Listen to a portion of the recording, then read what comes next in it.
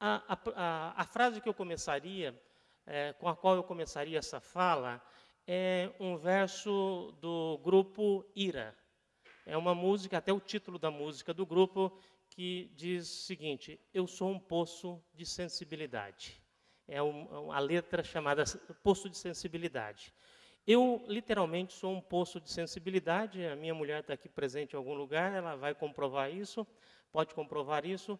Realmente, a marca da minha literatura e da minha vida foi sempre essa possibilidade de se comover com o outro, de você sofrer com o outro, de você se alegrar com o outro, de você reconhecer os sentimentos do outro e nos sentimentos do outro você reconhecer os seus próprios sentimentos. E eu tenho um passado sobre isso. A minha bisavó materna, que chamava Dona Rita, ela era uma pessoa extremamente sensível. A minha avó materna, filha dessa minha bisavó, também era uma mulher extremamente sensível. E, ainda viva, minha mãe, que está com 72 anos agora, é uma pessoa extremamente sensível. E uma pessoa que se comove com tudo, que sofre com tudo e que vê na vida coisas que outras pessoas não veem. Pequenos fatos, pequenos acontecimentos, uma palavra mais dura de alguém, um gesto que a pessoa faça na hora que está conversando com você, isso fere profundamente a minha mãe, isso feria profundamente a minha bisavó e isso feria profundamente a minha avó. E isso me fere também profundamente. Essa capacidade de se machucar com a vida, de se machucar com as coisas boas, mas com as coisas ruins, mas se machucar também com as coisas boas. Eu acho que essa é uma marca muito grande que eu trago e é uma marca que vem dessa linhagem de mulheres. Eu poderia dizer que eu devo quase tudo a essa herança genética dessas três mulheres. Uma delas eu não conheci, minha avó materna, ela já tinha falecido quando eu nasci, mas a minha mãe conta muitas histórias dessa avó, então eu acabei também herdando algumas dessas histórias por conta da fala e das confissões que a minha mãe fazia. Essas mulheres, elas eram, em essência, elas eram escritoras. Ela tinha na índole delas, tinha na imaginação delas, tinha no comportamento delas um tipo de estrutura que era uma estrutura própria da ficção e da narração. Por quê? Porque quando você está num grupo, 3 ou 4 pessoas, e uma pessoa mais sensível, ela acaba vendo um gesto que a outra não viu, ela acaba sentindo um determinado comportamento daquela pessoa que as outras pessoas não veem, que ela acaba se sofrendo com alguma coisa que aconteceu, essa pessoa sai daquele encontro e ela vai construir uma versão daquele episódio que é completamente mais denso e, portanto, é completamente diferente daquela versão das pessoas que não são tão sensíveis. O que eu quero dizer é, a pessoa sensível tende a ver as coisas de uma maneira ampliada, ficcionalmente ampliada. Isso eu constato quase que diariamente na minha própria vida, no meu próprio dia a dia. Acontece alguma coisa que só eu vejo numa determinada relação e depois eu construo uma história sobre aquilo que é completamente diferente da história que outras pessoas têm sobre aquele mesmo episódio. Então, eu acho que a minha bisavó teria sido uma grande escritora, a minha avó teria sido uma grande escritora e minha mãe teria sido uma grande escritora. Elas só não foram grandes escritoras porque ou eram analfabetas ou eram semi-analfabetas, ou pelo menos não tinha uma formação completa. Minha bisavó era analfabeta, minha avó era analfabeta e minha mãe tem o primário incompleto. Então, elas tinham a sensibilidade para ser escritora, elas tinham, digamos, ela tinha uma predisposição genética para escrever e para serem grandes leitoras, mas lhes faltava o instrumento principal, que é o domínio da linguagem, né? Esse domínio da linguagem, o domínio da linguagem escrita, elas não tinham, e, portanto, elas não conseguiram efetivar aquela vocação que elas tinham para a arte. Eu posso dizer que eu devo muito a essas 3 mulheres, toda a minha vocação para a literatura vem delas, e devo principalmente a elas o meu primeiro romance, que foi comentado aqui, o romance Chove sobre a Minha Infância.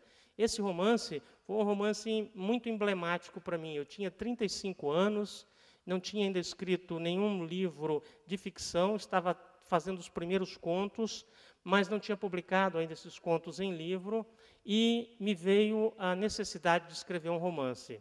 O grande drama de um escritor iniciante, como era meu caso, é escrever sobre o quê? Você olha para os escritores do passado e você vê que cada um deles tinha uma temática, que cada um deles tinha uma grande história para contar. E eu não encontrava essa grande história para contar no meu primeiro romance. Até que percebi que a grande história que eu tinha para contar é como é que um jovem, um menino pobre, filho de agricultores, cujo pai era literalmente analfabeto, cuja mãe tinha o primário incompleto, que vinha de uma família muito ligada aos trabalhos braçais, que vivia dos trabalhos braçais, que vivia da roça, que vivia de plantar e colher, de cuidar de animais. Como é que nasce esse escritor e o que caracteriza, o que o diferencia em relação aos demais escritores da sua geração?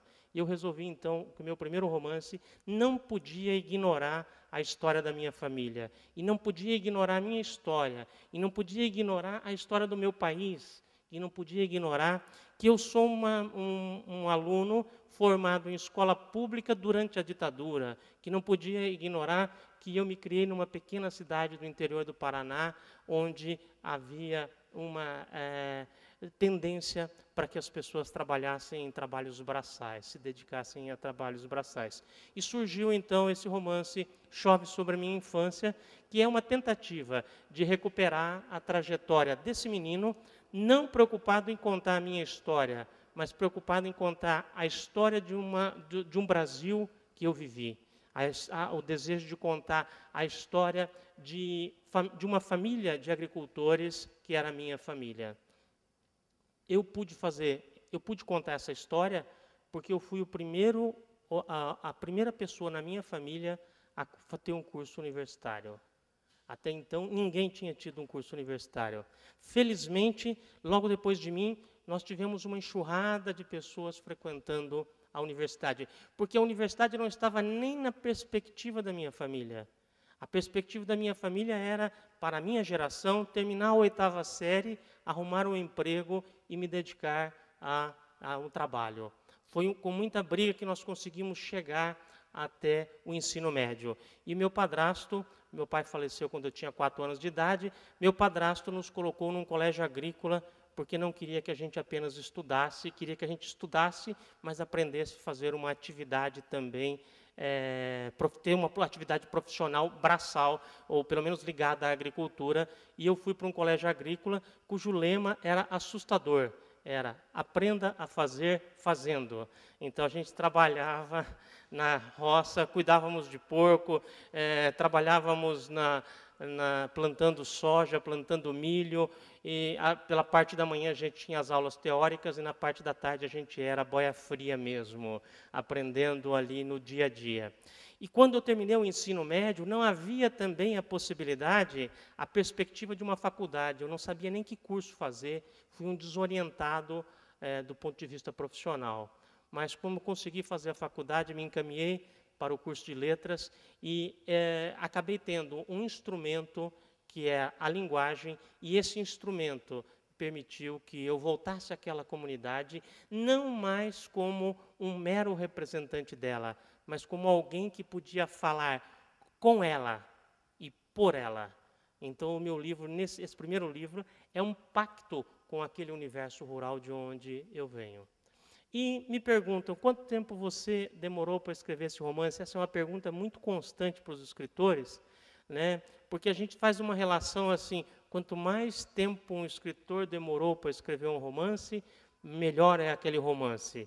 É uma relação um tanto quanto burguesa que relaciona tempo dedicado a um produto e o valor desse produto, né? Eu costumo dizer, para me valorizar, que eu levei 100 anos para escrever Chove sobre a Minha Infância. E as pessoas se assustam, né, achando que é uma mentira. Não é uma mentira. Esse livro, ele levou 100 anos para ser escrito. Ele podia ter começado a ser escrito pela minha bisavó, que era analfabeta e que não contou aquela história, as histórias dela. Mas ela e não escreveu as histórias dela, mas ela contou essas histórias para a filha dela, ela contou essas histórias para minha mãe.